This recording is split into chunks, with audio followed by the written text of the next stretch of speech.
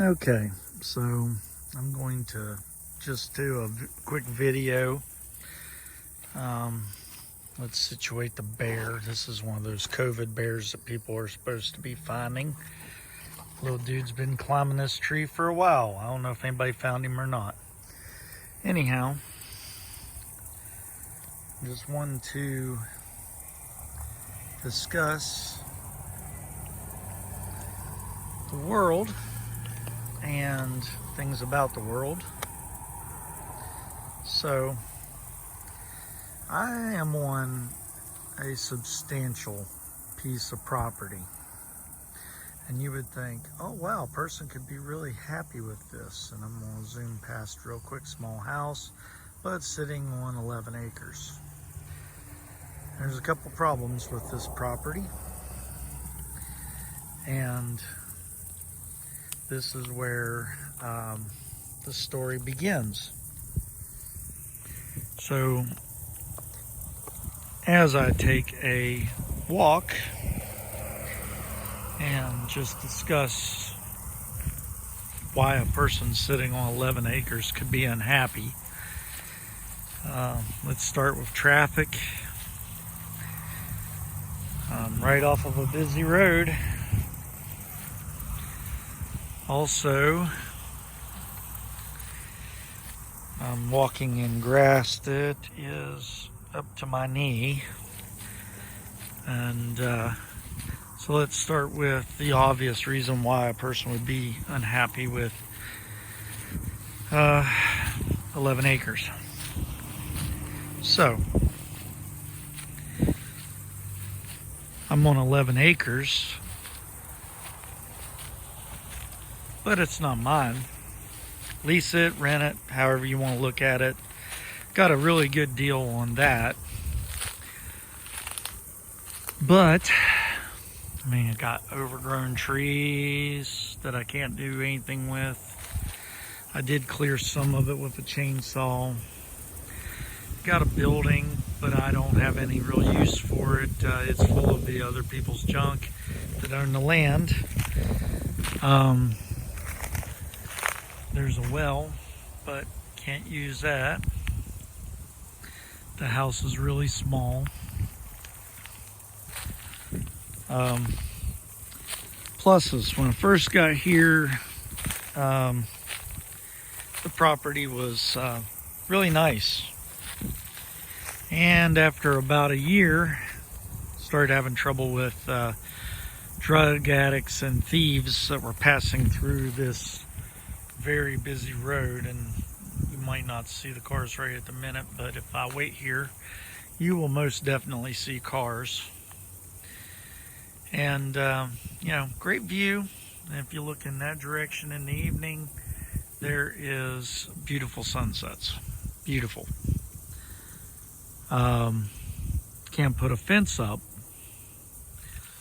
and can't really use the land, so you can't keep the riffraff out. I've had items stolen repeatedly year after year since the first year. So I got junked up a little bit, some of my junk projects and things I've been working on, and I've just lost inspiration. Now, I told you that there's grass that's tall, but this grass is as tall as I am. These weeds and this overgrowth going on. The original deal was that the land would be cleaned and taken care of and mowed. Basically, the landlord would take care of that. Now, got some random going on, and I'm just going to kind of share this because the goal is to do something. Now, got a decent tree right here. Probably would have made a nice tree swing, but you know, then you got to worry about snakes and stuff. So, can't do that. Now, I'm going to kind of walk through and discuss that. Here's a burn ring. Mind you, all this was nicely manicured when I first got here. All this grass was taken care of. I don't care about grass. If I could have a garden and lots of gardens and lots of permaculture, you know, that's what I do. I got cardboard down to kill the weeds so that I can pile wood up and eventually burn. And I've got another building here.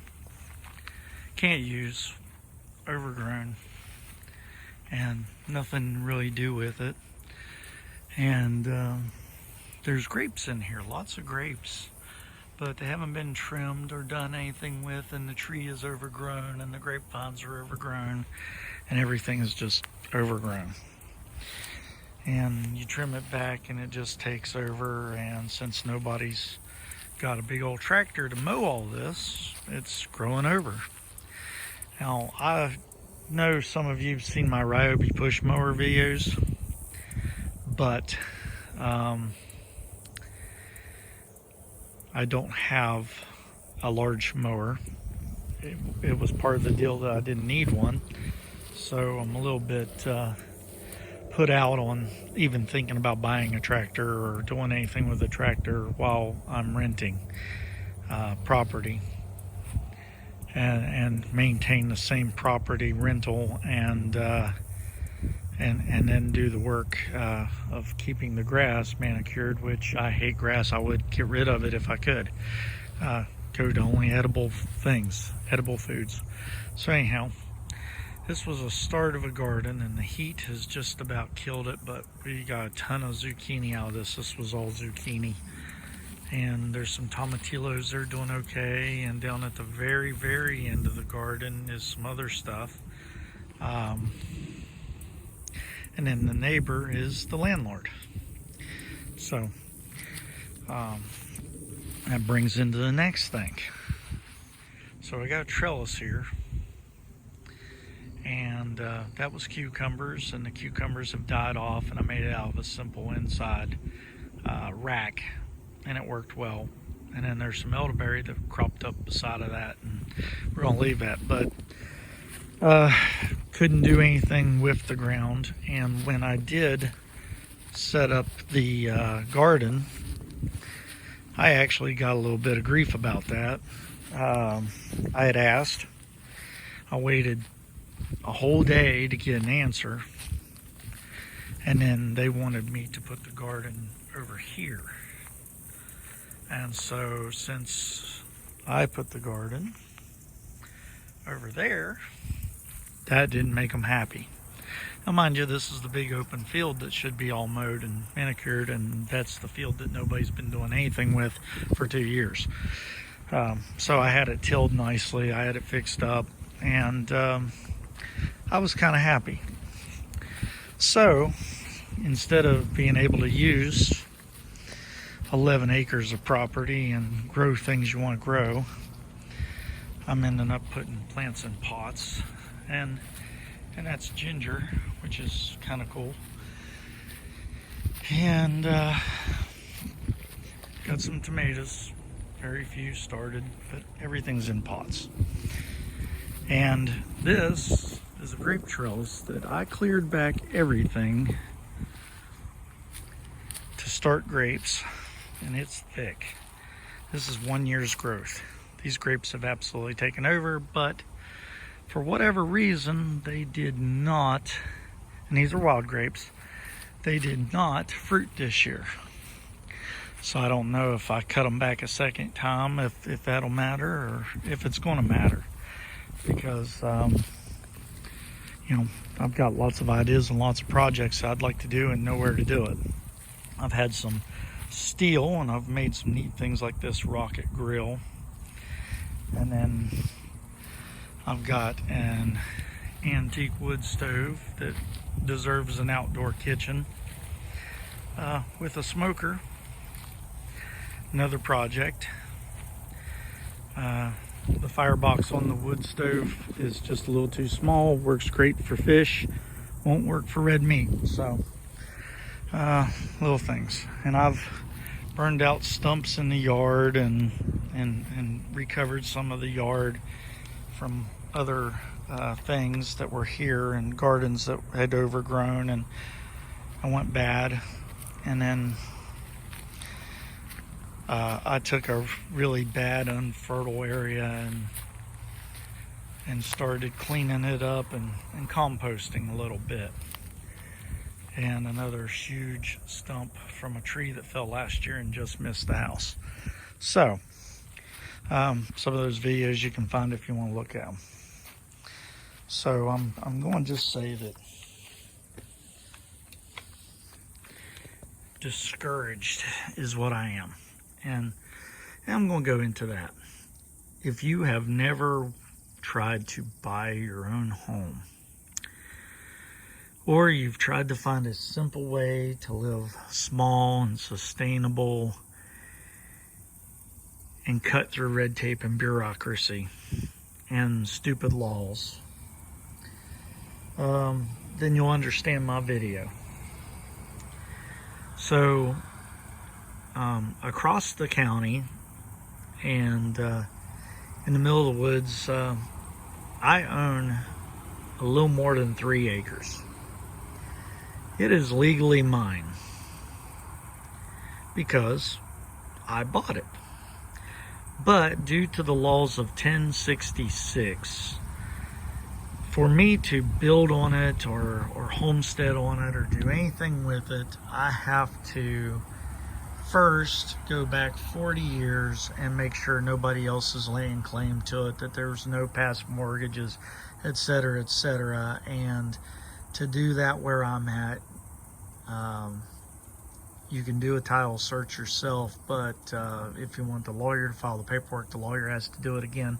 So it's a moot point, and you end up paying a lot of money to lawyers, and here I am 2 years later still sitting on rental property when I would much rather live on that 3 acres.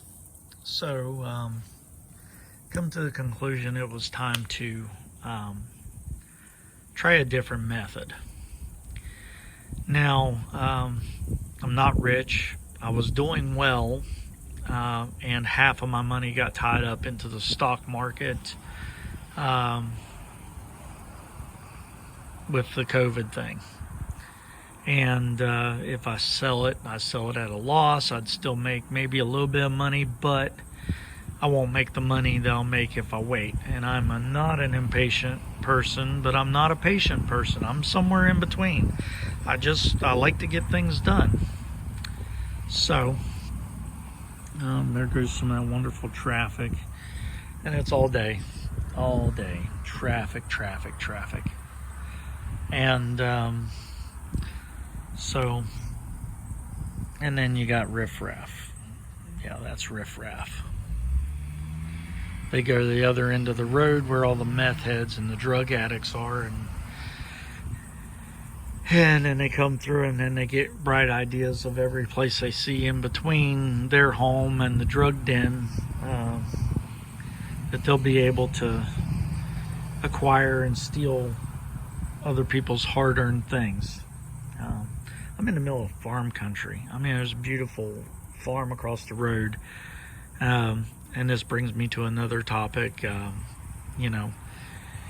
Real estate market and the real estate laws or real estate rules, I should say, and federal government interference has made it to the point that if you find a place that you would like to own, even if you have construction experience, even if you are a skilled laborer, even if you are able to do the electrical, the plumbing, and everything needed to do it, they've got tons of rules why you can't get financed on a piece of property.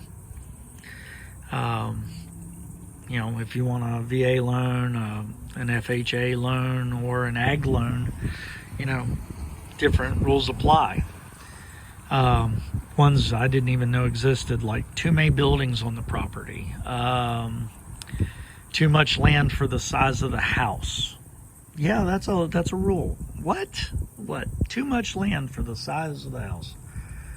So I've looked at 7 properties, physically went through them, did an agreement to pursue purchasing on 3. One ended up being out of the price range that we could get financed. The second had a discrepancy with the acreage. The owner wanted to say that they had 7+ acres, and they had sold off 2 acres previously, clear as day in the plat map records that it was sold off, and they're still trying to sell 7 acres when they only have 5.61 to sell.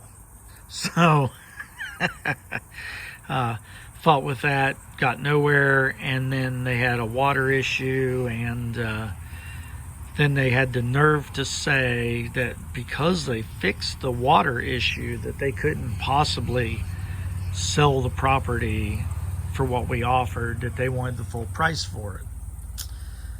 So, you know, here's the deal. I'm in an area where the average person that's working is making, I would say average person is making $13 an hour or less. You know, there's other people that make more, but they're not the average. We're talking to average income, you know, that it averages out that if they're working a 40-hour week, that they're making about $13 an hour.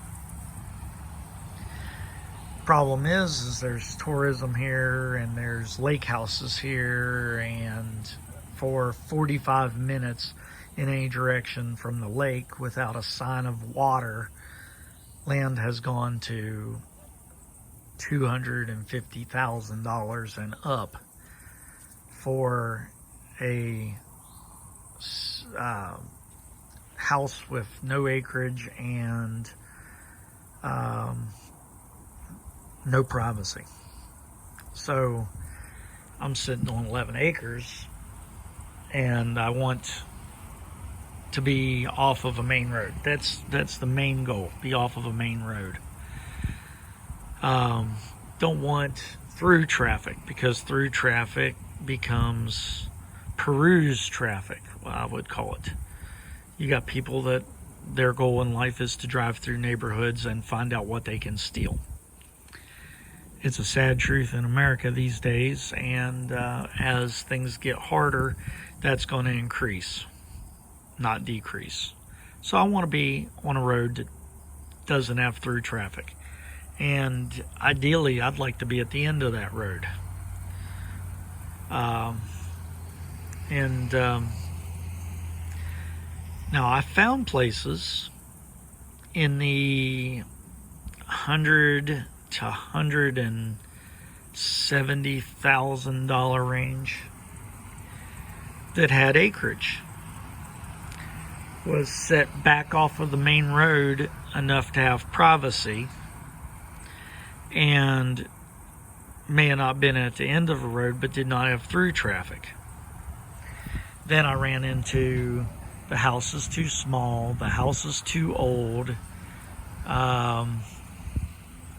there's too many buildings on the property,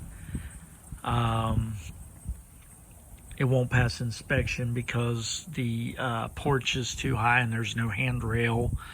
You know, lots of things that could be taken care of, but you don't even have the option to fix it yourself. If you're financing and it doesn't meet and check off all the things on the list, you cannot buy that property. Somebody that wants to buy multiple acres, cut it up into little tiny pieces of land and make a profit off of it as a business, can buy that land. But the common, hard-working American has no access to the funds to better themselves and make a homestead or make a house. And you can't have a tiny house, and you have to have a big house, and all these rules and regulations. And don't even get me started with HOAs and POAs and all the nonsense that they do every time they carve up a piece of land. They make it harder for Americans to have freedom, period. It's a system designed to take away the freedom from everybody and make everybody either a renter or indebted excessively for less than what they deserve in land. And you know, hopefully my boring video, I'm sorry, maybe I should pan around and give you a little more of a view or something. I get focused on the topic, and you know, that's the thing. But here I am, a veteran. I've worked hard my life, and because I wasn't afforded the ability to finance land, I was an orphan, so I didn't have anybody to co-sign for me when I started out. So it took me decades to establish myself in a way that I could have credit. Finally get credit, finally get established. COVID comes, I get laid off, then I'm no longer eligible for financing. I'm working on co-financing with somebody, and you know, that's a great idea, but then, you know, I really don't get my dream of land ownership, and if anything goes wrong, I'm out all the way, because my name can't even be on the deed if I go this route. That is what America's come to. People that want to work and want to live and would like to have privacy. And you know, I'm just going to share that I'm supposedly have anxiety, you know, level of anxiety and more traffic, but I don't have any traumatic stress. We'll just leave it at the words traumatic stress, not even describe the traumatic stress, but my anxiety is derived from it. So the one thing that would help my life enormously and would make the quality of life with anybody that would put up with me is to have some privacy and to be able to do projects and stay busy and keep my mind active and all these things. And my American dream of having a piece of property where I can live on, hunt on, and farm on, and sustain on, and live on, has been stolen by people that made laws to better their pockets, and by people that don't see there's a problem in this country with housing, and that some rules and laws from 1066 need to be abolished and they need to be changed. If you agree with this and you're more patient and able to communicate well and write up things that make sense and not mess over everybody in the process, we need to petition some senators and some governors and the president and tell them, say, you know, laws made in England in 1066 should not govern a modern society with GPS and modern surveying equipment and technology. And land that gets abandoned for taxes should either be titled correctly by the municipality that sells it, or should be made affordable to be cleared so that the person that buys it can build on it and make a home, instead of it having to sit abandoned, unable to use it, worthless. And if you want to see what I'm talking about, just start looking up tax land. Also, read up on the types of deeds and quit claim deed. I have looked at houses that have a quit claim deed. The title is no good once you make a quick claim deed, so you can't title that property. Oh, and another thing, now my mail lady's pulling out up here, and she's getting ready to come around to my mailbox. And when she does, and I got to go get the mail, because if I don't, some thief will roll through and steal my mail. The great America we have. But quit claim deeds and tax deeds and all that has a mass amount of property in the United States that cannot be used without paying exuberant,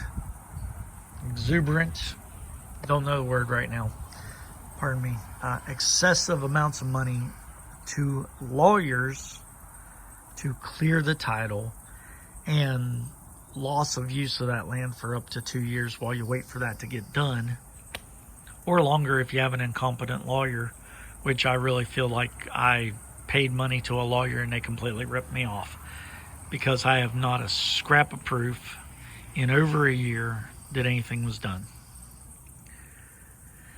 And then some places, like the great state of Texas, love it out there.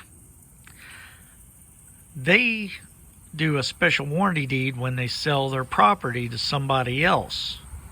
But people on eBay don't know this, so they give a quit claim deed to people that buy the property. So I own property out in Texas, also useless because Texas does not recognize your rights on a quit claim deed, period. So I would have to contact the previous seller, pay them more money to get them to write me a special warranty deed and refile it to be able to use that land. It's just a headache. And there's lots of land in this country in multiple states that is tied up in antiquated laws. And I mean, it's as simple as, did you pay your taxes? If you did not, shame on you. Whether you're an investment company or you're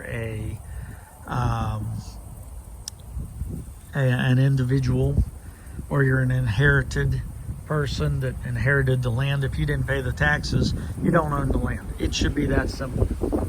And if somebody else buys that land, then they should have full, inalienable rights to that property. And no one should be able to sell anything that requires a title, whether it's an automobile or a piece of land. And here's the thing about title. Title isn't even a real thing. It's not a document or a piece of paper on land. It's a conveyance. It says that you have the property, and then you can get insurance to protect the buyer so that you can sell the property. It's not even a real piece of paper. The laws of 1066, antiquated, should be gone. Should be gone. So here we are. We've got veterans and police officers and EMS and hard workers that's worked in mills and plants and farms and places, and they're priced out of the market. They can't buy a piece of property. They can't save enough to get a piece of property on their own because they're stuck in the rent loop. They can't replace their rent with a house payment because somebody wants to tell them what kind of land they can buy. Now, the same people that won't finance you that piece of property will let somebody else buy that exact piece of property, subdivide it out into smaller parcels, and finance every single last one of those parcels for a house. Because it's more profitable for them. But it's more humane for us. It begs the question if we're even free. Is there anything that we can actually do to live and enjoy our life? And there are all kinds of people that go online and they show these YouTube videos about how they got a piece of property and they built a homestead. And some of them are nice enough to say, hey, I built it on my family land. And if it's owned free and clear, they did it legally. And if it's not owned free and clear, they done it illegally. And depending on the rules and the regulations, and I want to give a shout out to, some places that have at least opened their mind a little bit. They're not entirely open, but they've opened their mind up a little bit. Taos, Mexico, for earthship development, and I wish they would allow more of that and not make it experimental, but real housing, and allow tiny houses and other non-conventional homes, as long as the people aren't trying to make money off of it. You can't sell it as real estate. I don't care if it's, you can't sell it for 10 years or 20 years or whatever. Fine. Give me the option of owning it the way I want to own it. Build the house that I want to build. And then San Antonio. San Antonio's got students building tiny houses. And people are buying those tiny houses, and the school system's making money, and lots of housing and stuff going on. And Austin has a homeless community that's based off of tiny houses, I believe, and places like that. That's great. That is great. And there's I can't remember what state it's in. I want to say Wisconsin or somewhere like that. There's a place where they make tiny houses for veterans and give them a home. Problem with that is some of us don't like to live right up next to somebody. It would be nice to have the option to have a little more space between us. Let's think about this. We have a vast amount of land, and we have a vast amount of things. I'm going to get my mail, so you guys have a great day. Help me out. Think and talk and share ideas.